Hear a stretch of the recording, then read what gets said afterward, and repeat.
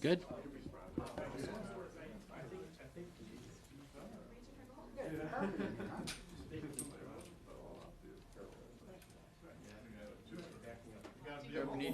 Need your help with setting up this one too. Here they come. They got to be able to walk up there. There's that. Thank you. Upwards are good.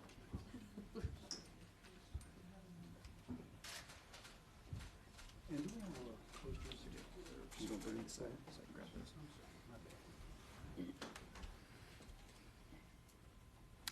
Hey, thank you all. I guess we can start.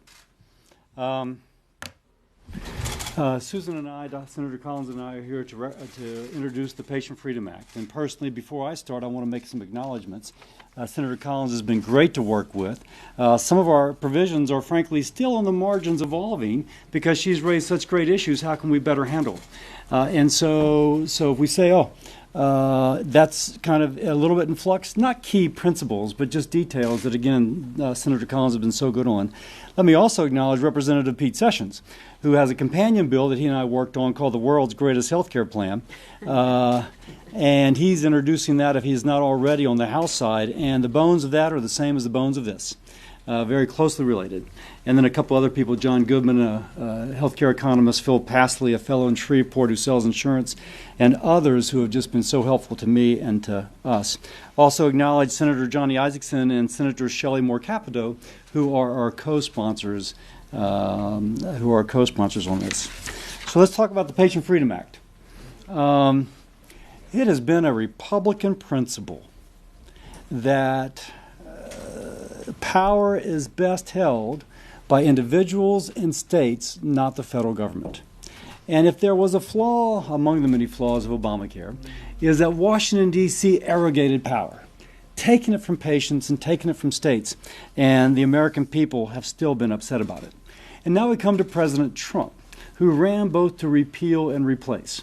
And when President Trump ran to replace, he has said, either in the campaign or since election, that he wishes all to be covered, that he wishes those with pre-existing conditions to continue to have coverage, that there not be mandates, and that we make it lower cost. I think, and I think Senator Collins would agree, that there's not many ways to get there, and as far as we know, none better than this. And if you will, this represents a confluence of Republican ideas, and I think it's principally because of that.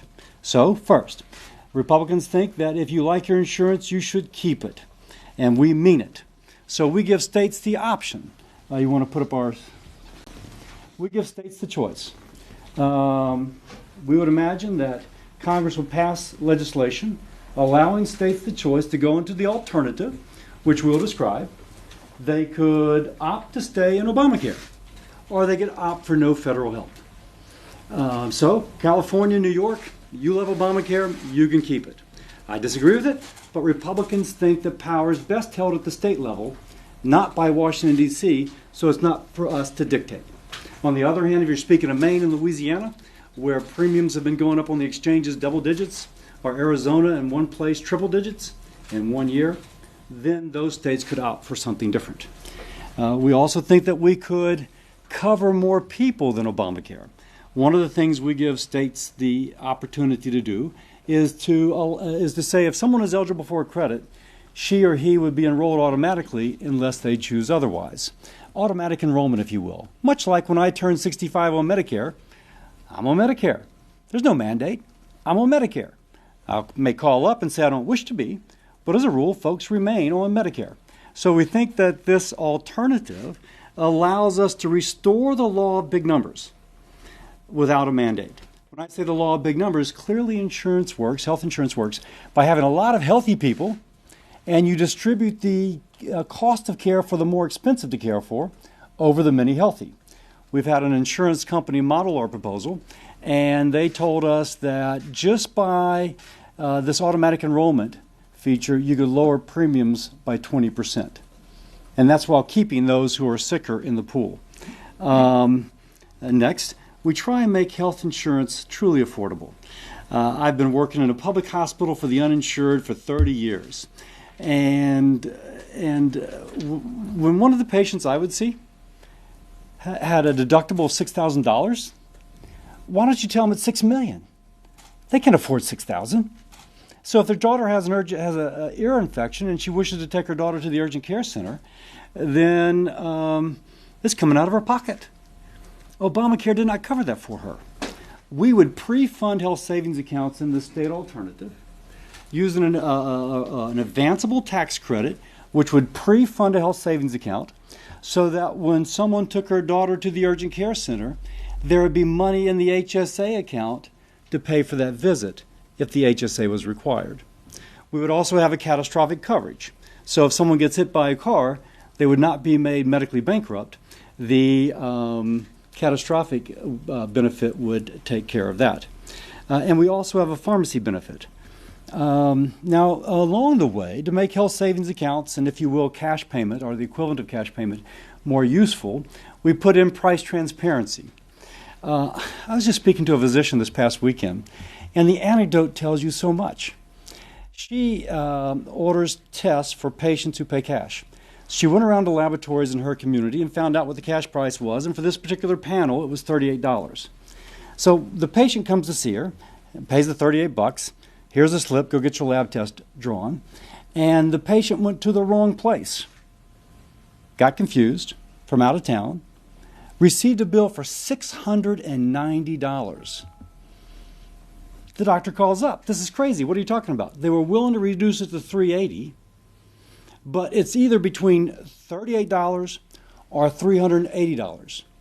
If that patient had seen the price schedule when she walked in, she would have said, time out, I'm in the wrong place.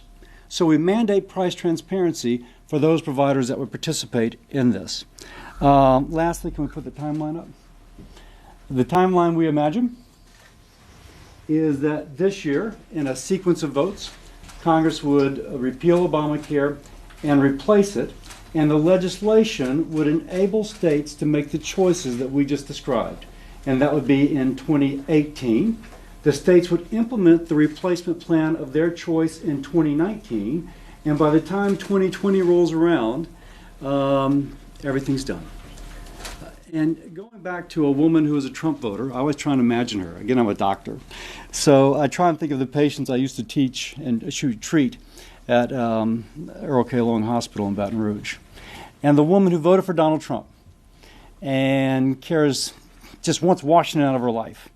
But imagine that she has a breast lump. She still has coverage under Obamacare, $6,000 deductible. She's trying to make it work. It doesn't work that well, but at least she's got coverage.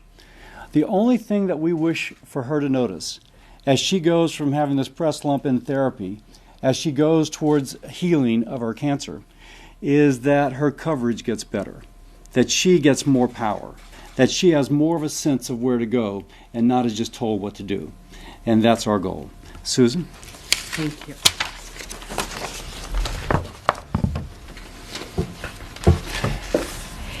First, let me thank and commend Senator Cassidy for all of the work that he has done on this important legislation.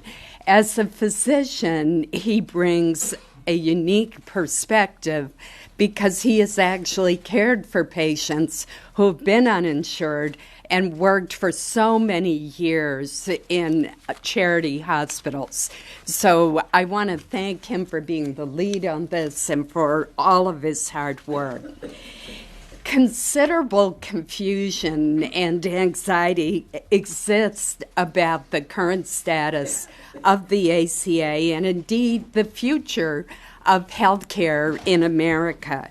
What is often overlooked in this discussion, however, is that while the ACA provides very valuable assistance to those who were previously uninsured, the system created by the law is under tremendous financial stress. Obamacare exchanges are on the verge of collapse in many states. The co-ops that were created by the law, of the existing 23, only 5 are still in operation. Premiums are increasing in nearly every state with an average increase of 25% nationally. In Maine, on average, the increase is 22%. In Arizona, it's more than 100%. And for a while, it looked like there would be no insurer who was willing to write policies in one particular county. I mention all of that because the point is that significant changes are going to need to be made in order to prevent the individual market from going into a tailspin. Our goal is to increase the number of people who are insured in this country to help restrain the growth of premiums and to give consumers more choices. We do so, as Dr. Cassidy has explained, by returning options to the state. Ours, I believe, the only bill that has the unique combination of allowing, in the Senate, of allowing states to choose to keep the Affordable Care Act if it is working for their residents. That means that they would still receive the subsidies, the tax credits, the consumer protections, and they would still be bound by the individual and the employer mandate. Another option, which we call the default option in our bill, and the one which I believe that most states would embrace, would allow states to cover the uninsured population by providing a standard plan that had a high deductible, a basic pharmaceutical coverage, some preventive care such as free childhood immunizations, and it would be financed through health savings accounts. The amount of money that would go to states that choose that option would be the same as the amount of money that they would receive now under the ACA, plus what they would receive if they expanded Medicaid coverage under the ACA, whether or not they have chosen to do so. So it is a generous approach that would allow states to cover uninsured individuals. Now, I do want to emphasize that those individuals could choose not to go into the state plan. They could opt out and instead buy more generous health insurance coverage using their health savings account. Employers and taxpayers would be allowed to contribute further to those health savings accounts, and the health savings accounts would phase out at certain income levels. But they would avoid the cliffs that are so prevalent throughout Obamacare.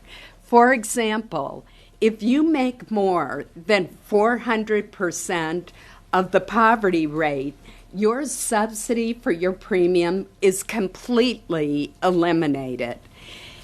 Similarly, under Obamacare, if you make more than 250% of the poverty rate, you no longer get help with your co-pays and your deductibles. That's why the increases in co-pays and deductibles and premiums has an impact even on those who are receiving subsidies if they're below or if they're above a certain income level. Another problem that we have seen with the ACA is increasingly narrow networks. And that means that our consumers are finding that their preferred doctors are not in their network. This can be particularly difficult in rural states with few specialists and whose citizens rely on major medical centers in nearby states. If patients want to continue to see these doctors, they can be faced with enormous costs that are not covered by their ACA insurance. As one Mainer wrote me, President Obama said that I could keep my doctor, and the insurance company says that I can't. That is another impact of Obamacare, and it's one that we are trying to address by having more choices. Many members of this chamber share the goal of expanding access to affordable health care. And over the years, I've collaborated with my colleagues on both sides of the aisle on a number of initiatives. And today, I'm very pleased to join Senator Cassidy in introducing our bill to help ensure that Americans have access to affordable health care that improves choices and helps to restrain costs. I want to make one final point, and that is we recognize that our bill is not perfect. It is still a work in progress. I expect that we will get many ideas from our colleagues for further refinements, and we are completely open to that. But if we do not start putting specific legislation on the table that can be debated, refined, amended, and enacted, then we will fail the American people. This will help protect, moving forward, will help protect families who rely on the program and give insurers time to transition to a new marketplace that is based on more choices for consumers. We want to ensure that individuals relying on the current system do not experience a needless and avoidable gap in coverage. In fact, our goal is to expand coverage to those nearly 30 million Americans who still don't have coverage under the Affordable Care Act. By giving states options that they can tailor to meet the needs of their citizens, I am hopeful that we have come up with a proposal that could attract bipartisan support and move us forward in this extraordinarily important debate. Thank you. Thank you. Any questions? Steve? Yeah, can you talk a little bit about whether you've gotten any guidance from the CBO on how much this is going to cost, whether the CBO would give you a good score on it actually insuring more people, and on how important it is to keep in place the revenue that ACA provides to help pay for this? Susan? So CBO has not scored it yet, but on the other hand, this is all done on a per beneficiary payment. And so if you say you have X amount of dollars and this many people to insure, this is the payment you receive. Now, we obviously tether it to what the Affordable Care Act has done. It's worked for the Affordable Care Act, and so therefore we figured it would work for us. Long term, we think we bend the cost curve down. We align the incentives so that states are engaged in managing costs as well as the federal taxpayer. So without a score, we can figure out how much it's going to cost. The revenue is essential. If we repeal all the revenue now, that's obviously going to create a hole. So my preference is that we preserve the revenue until the second reconciliation, at which point we may want to change it as part of tax reform, but it would be part of a comprehensive tax reform as opposed to a piecemeal. You think that without that revenue, you'd have to come up with a new tax or something else to pay for it? President-elect Trump, I'm sorry, I'm used to saying President-elect. President Trump has said he wishes to cover all, take care of those with pre-existing conditions without mandates. For that, you need revenue, bottom line. I also want to point out that the transparency provisions that Senator Cassidy described earlier should help to bend the cost curve. One of the problems with the Affordable Care Act is it turned out there was nothing affordable about it when it came to reducing the cost curve for health care. if someone is ordered to have a colonoscopy and there are several choices of where to get that done, shouldn't those prices be readily available to consumers so that they can make that choice? I think that's really important, the transparency piece of this bill. One other issue that I do want to make sure that we address so there's no misunderstanding, and that is regardless of what option states choose, we do maintain the consumer protection provisions that are in the ACA. In other words, young people can stay on their parents' policies till age 26. There's a prohibition against lifetime and annual caps, and there is not discrimination against those with pre-existing conditions. And I just wanted to make that clear that that applies across the board. Yes, ma'am. Hi, I just wondered how you see the president's executive order on health care that he issued on Friday.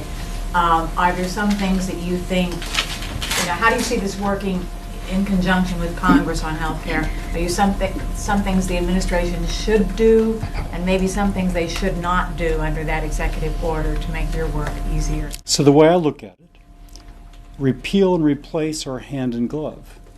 The president did not repeal the fact that children can stay on their parents' policy till age 26. It remains part of replace. Similarly, he did not repeal that those with pre-existing conditions are covered. Therefore, it remains part of our replace. Again, if you say that this is part and parcel, it's probably more important to emphasize upon what he did not repeal than upon that which he did. What he did repeal, I don't think tangibly affects us at all.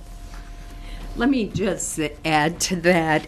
I think that the executive order is very confusing and that we really don't know yet what the impact will be until there's a secretary in place who can interpret the regulations or do the rulemaking to rescind regulations. It's very difficult to say what the impact of the executive order is going to be.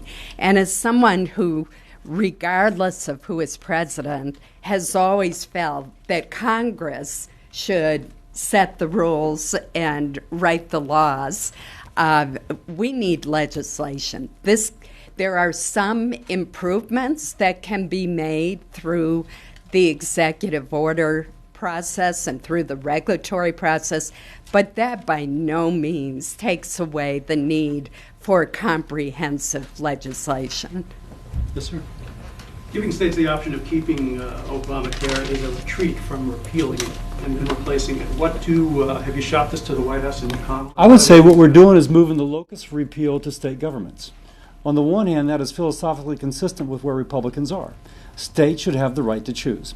It is also consistent with our long-stated, if you like your insurance, you can keep it. Again, I may disagree with California's decision to keep Obamacare, but Republicans rightly criticize President Obama for reneging on that which he said, you can keep your insurance if you can. Obviously, it's too cumbersome on a federal level to do it on an individual level, so we go through state capitals.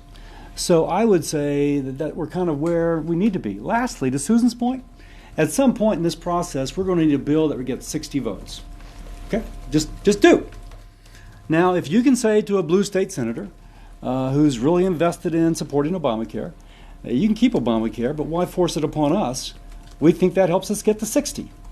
Because the reality is we won't get to 60 if we keep the locus of repeal in the state's capital. We need to move the locus of repeal, to repeat myself, to state capitals and to allow those states to decide the best system for them and fulfill our promise both of repeal, but you can keep your insurance if you like. And what do the White House and McConnell think about your bill? I've not discussed it. I've discussed it with Leader McConnell, and he is waiting to see how this kind of sorts out. Clearly, we're waiting for Dr. Price to take, presuming that he is approved. We're going to need that sort of input. But I will say that Price's bill empowering patients had many features similar to this, the use of advanceable refundable tax credits as an example. the use of health savings accounts pre-funded to purchase health services, that sort of thing.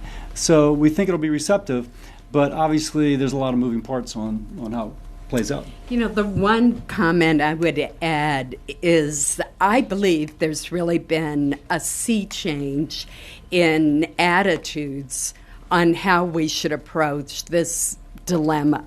Initially, all the talk was just about repeal.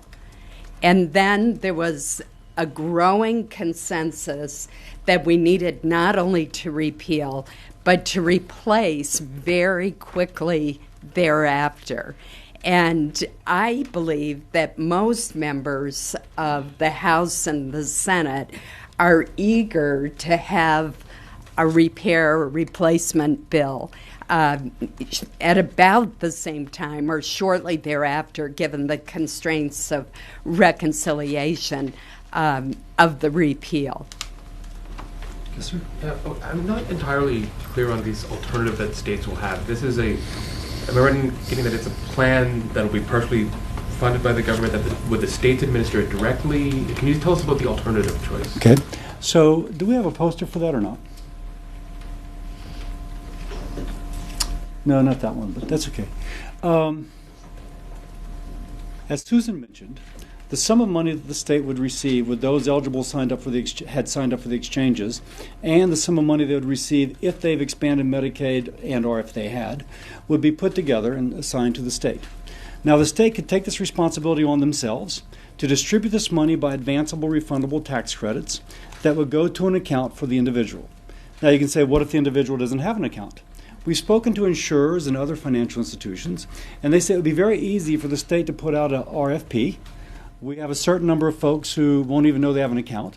Think of the person living beneath a park bench, or the equally unaware person, the 28-year-old male. And so they may have an account arranged for them. The institution responding to the RFP would become the fiduciary agent for the corpus, but also responsible for the provider network on the catastrophic coverage and the pharmacy benefit. With me so far? Now, the state may choose not to do this, but if they choose to do this, they can take 2% of that amount of money they receive and use it for population health initiatives. This has the potential to have a greater impact than the 2% would on lowering premiums. One example, my state has a high rate of HIV. If our state in Louisiana took that money and put in effective programs to decrease the transmission of HIV, that would have an incredible impact upon population health and upon population expense. As one example, we would live that up to the state because every state has their own issues. Okay. Now, if the state chose not to, the federal government could directly administer the credit, in which case it would go through the same process. We prefer the state to do it, but it would be up to the state legislature and the governor to decide. So for the states that have not opted into the Medicaid expansion, I mean, I guess I'm saying, like, what happens if they're like, no, we refuse? So that's one of our options. Maybe you need to put that back up after all. Just to clarify, if they did not expand Medicaid, they still get the money as if they had, if they choose the default option 2. And note that one option the state has is to no mas. Option 1. We don't want it. We don't want to force something on someone. Hey. Last question. On the individual mandate, I'm sorry, on pre-existing conditions, is that going to be a requirement for every insurance policy that's sold, even in states that opt out of Obamacare? So then aren't you in effect transferring the problem of how you deal with high-risk patients who are sick to the states? I mean, how do you fund the, if you don't have a universal risk? You know, I oversaw the Bureau of Insurance for 5 years, decades ago in the state of Maine. And what the Bureau of Insurance did in Maine was create a reinsurance pool for high-risk individuals. And it was financed by an assessment that was imposed on every insurance policy that was sold in the state. So there are ways, alternative ways of dealing with people who have pre-existing conditions to make sure that they can afford insurance. And we do believe in state regulation of insurance. That's why we are giving states these options. But we also believe that certain consumer protections should apply across the board regardless. But there are different ways. There are high-risk pools. Our reinsurance pool in Maine worked well. And so there are different, but the real key is to get as many people in the pool as you possibly can. Does it effectively create an incentive for the states to require this opt-out? I don't see how that is at all, Jim. And the reason you want to address that? No, please? go ahead. I don't see that at all. Recall I told you that when an insurance company modeled for us the effect of this, you're automatically enrolled unless you choose not to be. Again, restoring the law of big numbers. They said that in of itself lowered premiums by 20%, even maintaining the current health status of those within the pool, already in the pool, just by distributing that cost out. That's the way insurance is supposed to work. All of us good drivers pay for those teenage drivers who perhaps are still learning, right? So I don't see that there's that incentive at all. By the way, I also want to say that we do pre-fund a health savings account. There are some who would argue just for a catastrophic policy. But as a physician, I can tell you, if you manage hypertension, they're less likely to go into renal failure. We pre-fund that health savings account so that someone has the dollars with which to purchase medicine and with which to see that chronic care physician to prevent that more catastrophic disease. And there's a landmark RAND Corporation study from a couple of decades ago, but still considered valid, that those with chronic disease are less likely to seek care if they have a high deductible. So we pre-fund that health savings account, allowing them to purchase that maintenance care, which hopefully means they will never develop that terrible, say, renal failure, to use that example. I think I'm told that that's it. Thank you all very much. A quick question about Betsy DeVos, about the delay of her confirmation vote. Are you at all, given that you're on the Health Committee, are you at all concerned about this being delayed? I think the delay was appropriate. We have just received all of her financial paperwork from the Office of Government Ethics, and her financial affairs are obviously extensive, and I support Chairman Alexander's decision to give us an additional week to peruse the additional information that arrived last week from OGE. Thank you, everyone. Thank you. Thank you. Approval. Can I ask you a follow-up question on the next one? Okay. Are you confident that she'll? I was Can we curious take pictures of the charts when everybody Yeah, moves out of the when they way? clear out.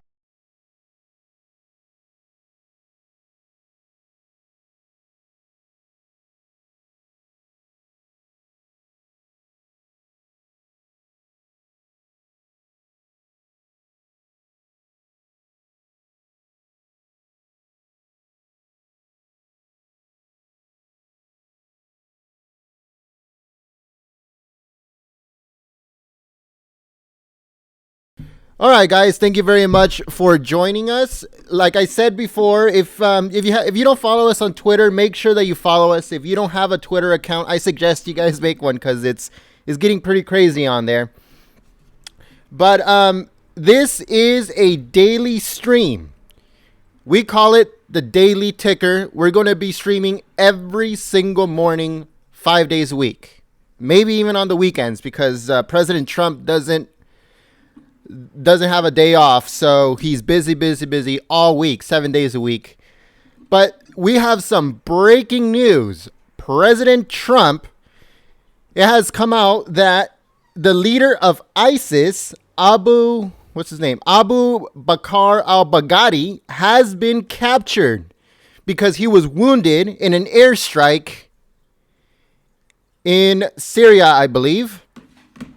So the leader of ISIS has been captured by President Donald Trump. Jesus Christ, it's not even his first business day on the job, and he already captured the leader of ISIS.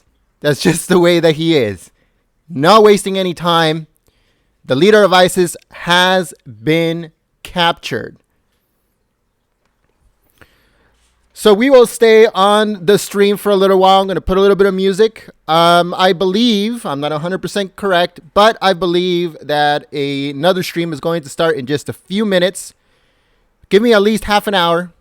Like I said, if you want to come back, that's fine. But always, click that subscribe button and hit that bell right next to the subscribe button so you can get the notification of every single time we go live. Like I said, every single morning, live stream here. So we are the new face of alternative media, and we're going to be streaming everything that has to do with the administration. So make sure to stay here with us. Click that subscribe button and hook us up with a thumbs up. If you would like to help our channel, there's a link in the description below. You can, give us a donation, help us out, because our daily streams is going to be done, like I said, every single day. So we're just going to need a little bit of help from you folks, if you could.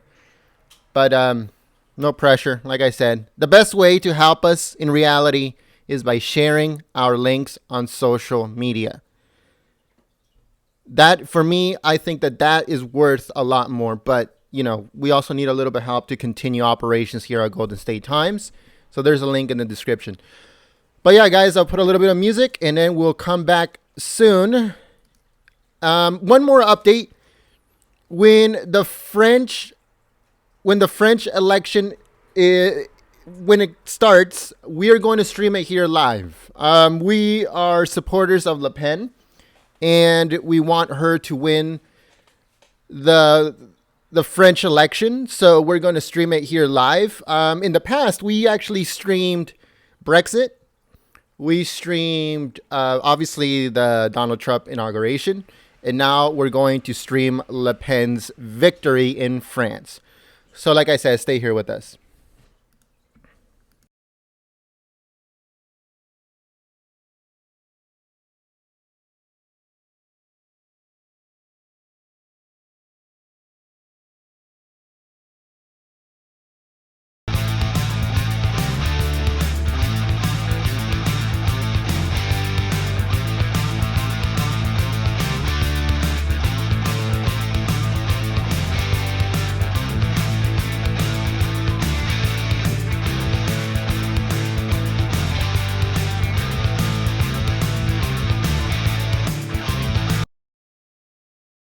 So if you didn't get to watch the first part of the stream, President Trump, the administration, has created something called the Patient Freedom Healthcare Act. So basically what that's going to be is you can get insured. The amount that you're going to pay is going to be based off of your income and the amount of people that are going to be covered. So if you have a family of 3 and your income is $45,000, you're going to fall into a certain group that is going to pay an X amount. So it all is going to be income based and number of recipient based, which I think is very smart, because if you earn $30,000, you cannot afford as much as someone that is earning $70,000 or $100,000, $150,000. So I think that's the best way to help out the American people, is paying based upon how much money you actually earn. I think that's very, very good and a very good way of doing it.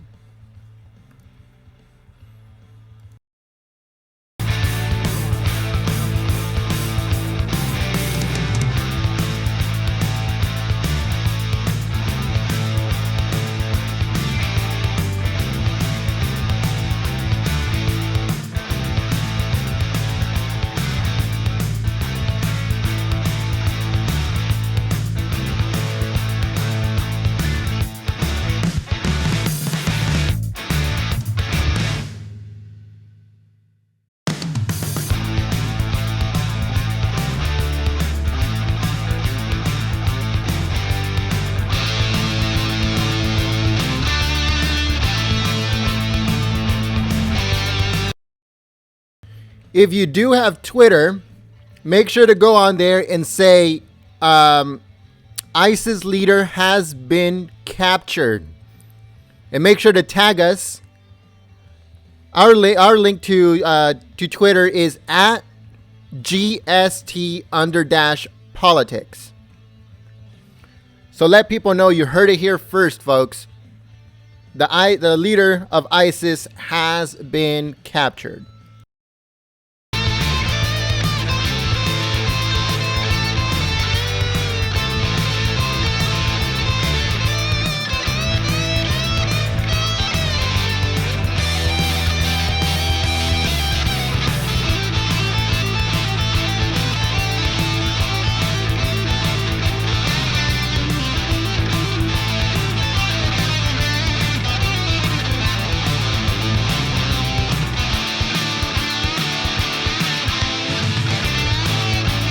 The leader of ISIS is called, his name is Abu Bakr al-Baghdadi. So, here, let me give you a little bit more information for those that, that just joined us. Give me 1 second here.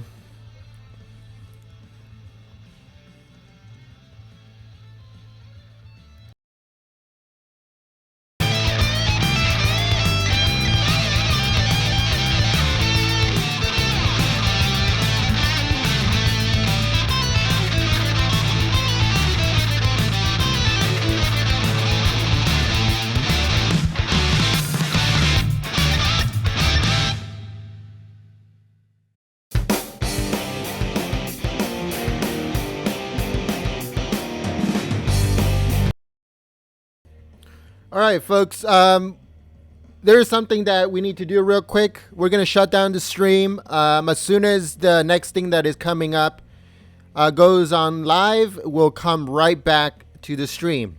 So thank you very much for joining us. We hope that you guys join us for the next one. And I hope to see you guys on the chat. But until then, peace.